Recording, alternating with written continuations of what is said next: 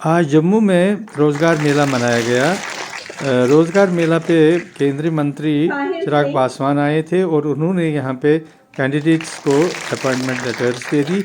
ये रोज़गार मेला जो है ये प्रधानमंत्री रोज़गार योजना का एक बहुत बड़ा अंश है, जिसमें यहाँ पे जो प्रत्याशी होते हैं उनको रोज़गार की लेटर्स दी जाती है। इस प्रकार से एक तरीके से ये रोज़गार योजना जो है, जो बेरोज़गारी है उसको ख़त्म करने के लिए एक बहुत बड़ी योजना है प्रधानमंत्री जी की। और यहाँ पे देख लीजिए आप, केंद्रीय मंत्री जो है यहाँ पे ये जो प्रत्याशी हैं उनको अपॉइंटमेंट लेटर्स दे रहे हैं। इस अवसर पर प्रधानमंत्री योजना के इस लाभार्थियों को और प्रेस को संबोधित करते हुए केंद्रीय मंत्री चिराग पासवान ने क्या कहा, इसकी एक विस्तृत रिपोर्ट हम आपके सामने रखते हैं। आइए देखते हैं। धन्यवाद करता हूं कि आप सबकी उपस्थिति एक ऐसे महत्वपूर्ण कार्यक्रम में हुई जो मेरे प्रधानमंत्री का लक्ष्य रहा है कि कैसे हर हाथ को हम काम रोजगार के साथ जोड़ सकें।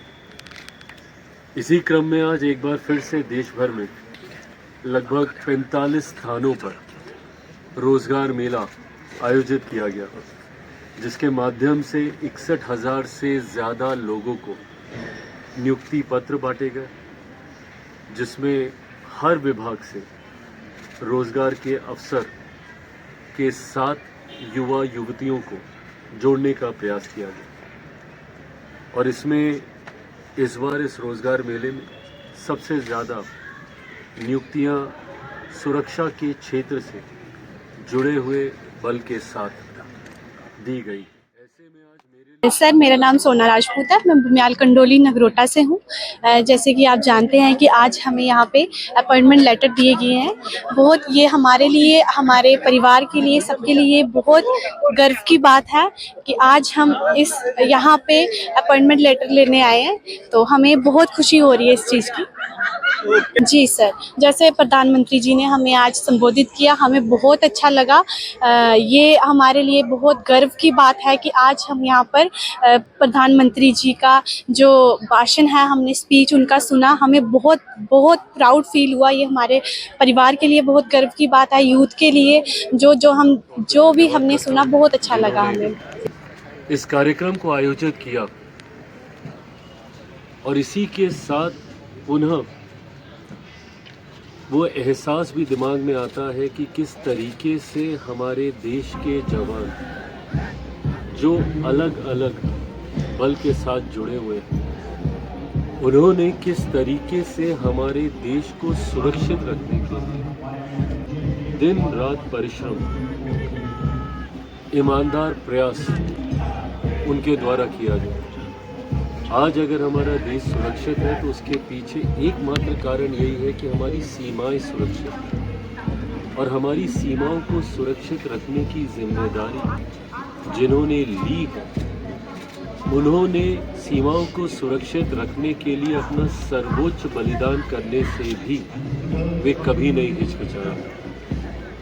आज जब हम लोग गणतंत्र दिवस की दहलीज पर, ऐसे में ज़रूरी है कि हम अपने देश के हर एक जवान और उनकी वजह से जो सुरक्षित जीवन आज हम जी रहे हैं, आज जब हम दिन त्योहार मनाते हैं, घर परिवार में खुशियां मनाते हैं, ऐसे में ये वो लोग हैं जो दिन त्योहार, अपने घर की खुशियां, अपने घर के दुख दर्द को भूलकर हमारे लिए दिन रात मेहनत करने का काम करते हैं। ऐसे में हर एक देशवासी इनके प्रयासों को, इनके समर्पण को सम्मान देने का कार्य करें। और जो शहीद जवान जिन्होंने अपना सर्वोच्च निछावर किया, केंद्रीय मंत्री चिराग पासवान ने प्रधानमंत्री की रोजगार मेला पहल की सराहना करते हुए इसे देश से बेरोजगारी मिटाने का एक ठोस संकल्प बताया और कहा कि इसके माध्यम से विभिन्न सरकारी विभागों में भर्ती प्रक्रिया को अभूतपूर्व गति दी गई है। इस दौरान उन्होंने सीमाओं की रक्षा में मुस्तैद बीएसएफ और बीएसएफ और अन्य सुरक्षा बलों के जवानों को नमन करते हुए कहा कि वे दुश्मन के नापाक मंसूबों का मुंहतोड़ जवाब दे रहे हैं। जम्मू कश्मीर की स्थिति पर चर्चा करते हुए उन्होंने स्वीकार किया कि यहाँ अभी भी बेरोजगारी एक बड़ी चुनौती है। हालांकि विकास के कई कार्य हुए हैं, लेकिन युवाओं के बेहतर भविष्य के लिए यहाँ और अधिक निवेश और ठोस कदमों की आवश्यकता है। वहीं जयराम जी योजना पर छिड़े विवाद को उन्होंने विपक्ष की अनावश्यक राजनीति करार देते हुए स्पष्ट किया कि भगवान राम के नाम पर किसी को आपत्ति नहीं होनी चाहिए, जिन्हें स्वयं महात्मा गांधी भी आदर्श मानते थे। कांग्रेस पर निशाना साधते हुए उन्होंने कहा कि शशि थरूर जैसे वरिष्ठ नेताओं की बगावत ये दर्शाती है कि कांग्रेस नेतृत्व के पास न तो कोई एजेंडा है और न ही दिशा। यही वजह है कि जनता ने बिहार में भी उनके वोट चोरी जैसे फर्जी नैरेटिव को पूरी तरह नकार दिया है।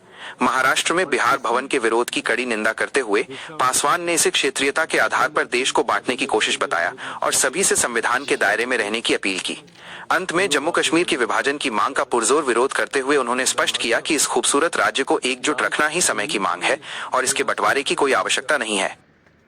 कि जम्मू कश्मीर जैसे राज्य जो एक जमाने में कई विपरीत परिस्थितियों का सामना कर रहे हैं, कहीं ना कहीं यहाँ पर एक सेंस ऑफ सिक्योरिटी आई। यहाँ के युवाओं को मुख्य धारा के साथ जुड़ने का मौका मिला। ऐसे में प्रधानमंत्री जी उनके द्वारा बनाई गई नीतियों का ही ये परिणाम है कि देश पूरी एकजुटता के साथ नॉर्थ से लेके साउथ तक, ईस्ट से लेके वेस्ट तक एकजुटता के साथ देश की बड़ी आबादी 140 करोड़ लोगों को साथ लेकर आगे बढ़ने का काम कर रहा है। मैं प्रधानमंत्री जी का एक बार फिर से धन्यवाद दूंगा कि उन्होंने देश के हर एक कोने में रोजगार के अवसर युवा युवतियों को मिले। इसके लिए उनके प्रयास सफल रहे, उसके लिए उनको बहुत बहुत बधाई और देशवासियों को आने वाले दिन में गणतंत्र दिवस की ढेर सारी शुभकामनाएं। मुझे लगता है तो नहीं पता कि कौन लोग ये मांग कर रहे हैं, बट हाँ मैं मानता हूँ जम्मू कश्मीर एक अपनी खूबसूरती है, पहचान एकजुटता में ही रही है। बचपन से हम लोग JNK, जम्मू कश्मीर यही हम बोलते आए हैं, यही हम सुनते आए हैं और एक सांस में हम लोग ये नाम लेते रहे हैं। ऐसे में मुझे नहीं पता कि भविष्य में कभी कोई ऐसा प्रस्ताव आएगा नहीं आएगा, बट मैं मानूंगा कि कुछ राज्यों की अपनी विशेषता रहती है, अपनी खूबसूरती रहती है और वो खूबसूरती, वो इंडिविजुअलिटी बरकरार रहनी चाहिए।